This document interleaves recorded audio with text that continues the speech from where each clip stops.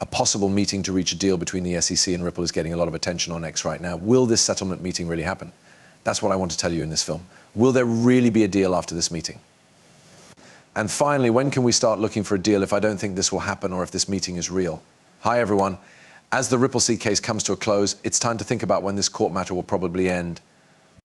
When it comes to the XRP price chart, I want to show you where I believe this case will end. I feel like this is getting really silly, so I just want to quickly bring it up at the start of the movie. In fact, Gary Gensler was called before Congress more often under the last administration than under the present one. I kind of got it earlier today. Right now, this is very bad because the House is controlled by Republicans. For his illegal attacks on the government, Republicans can issue a subpoena to Gary Gensler and call him before Congress. But we've seen that they haven't done that at all, despite all the times they said they would. Someone like Tom, Emma, or someone else said that the SEC would be different, but it was the same old thing, and it was even worse than when the Democrats were in charge. When Gary Gensler went before Congress twice, the Democrats asked him two pretty serious questions about how safe Ethereum and other projects like it are. On the other hand, we haven't seen much from the current government. It's not right. It's disgusting, especially since we were told over and over that a new day would come and Gary Gensler would be held accountable. As this has been one of my main sources of anger, I just felt the need to bring it up. I really think that Gary Gensler would be criticized. I truly think that Congress would put pressure on Gary Gensler to make this business more clear, and that this could be the spark that forces the SEC's hand in some of these situations. Instead, we have seen the exact opposite happen. Gary Gensler hasn't been under a lot of stress very often. It hasn't been hard for Congress to get Gary Gensler to stop going after bad Bitcoin companies and start going after good ones instead. It's that last part that has disappointed me the most over the past few months and years, because I really believe that if Congress put some pressure on Gary Gensler and made him feel bad, he might have to drop cases like the Ripple case and start focusing on cases that have more substance. But that's not where we are now. With any luck, we won't have to worry about this when the SEC chair changes.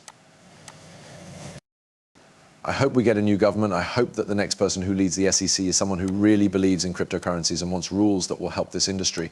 We're sorry to say that this is where we are for now.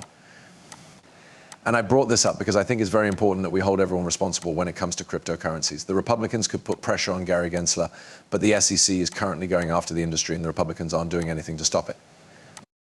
Now, I'd like to talk about the possible solution that is popular on X days right now. People are really into this right now, and I think there's a good reason for that. But I need to bring a few things to people's attention.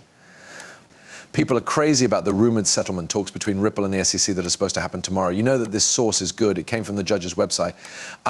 The problem is that this settlement talk is still going to happen, even though it was taken off of a web calendar. To sum up, Brad Garlinghouse, the deal was talked over by Chris Larsson and the SEC, but if you remember correctly, the SEC has already thrown out the charges against Brad Garlinghouse and Chris Larsson.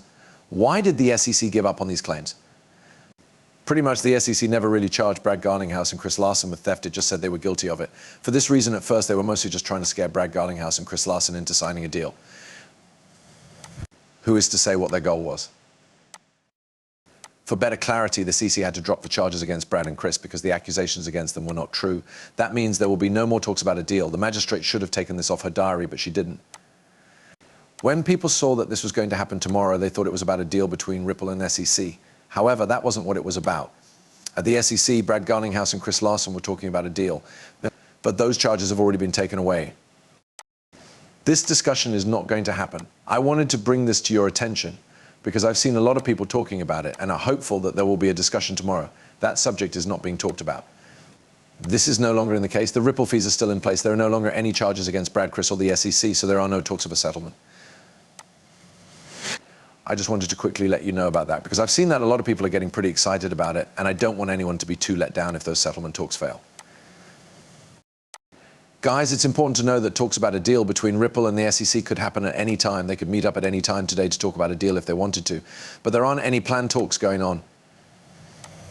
Having said that, it's clear that a lot of people are wondering when this case will finally be over. Are there any times we can look forward to if the ones we just talked about don't work out? Because I find this figure so interesting, I wanted to show it to you.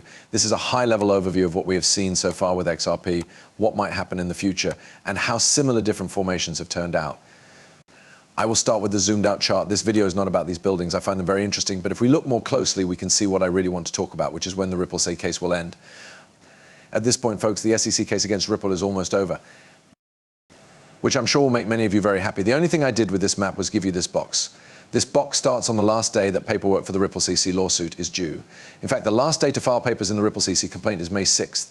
But since the SEC is the CC and likes to do things their own way, I think they will want an extension. So I'm writing on this chart that the last day to send in paperwork for the Ripple CC case is May 20th, which is the first day of this box. Based on my analysis, I believe that Judge Torres should make a choice when the rest of the box goes to the right. I think that Judge Torres might not make her decision until this box is closed, which is probably at the start of September. I think Judge Torres will make a decision on this sometime between May 20th and September. After that, the Ripple CC case will be officially over. It's great to think that the case against Ripple by the SEC will end soon and that XRP and Ripple will no longer have to deal with this mess. This is going to happen in this box, which is right next to where we are. Because of this, I think it's important for people to know that the rumors about the deal talks we talked about earlier were not true. However things turn out, we are still very close to the finish line in this case. Ladies and gentlemen, I really want XRP to just get back into this balanced triangle. I think that the decision that this disagreement is over will be the spark that sends XRP to new all-time highs. It will be able to really get out of hand. That being said, I'd like to show you another chart that I think has a really interesting link to everything we've just talked about.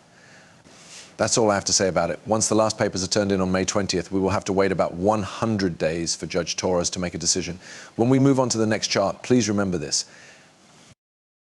Now remember that for when we look at the next picture, which is XRP vs Bitcoin, from what you can see, XRP is losing value against Bitcoin and has never been below this level before.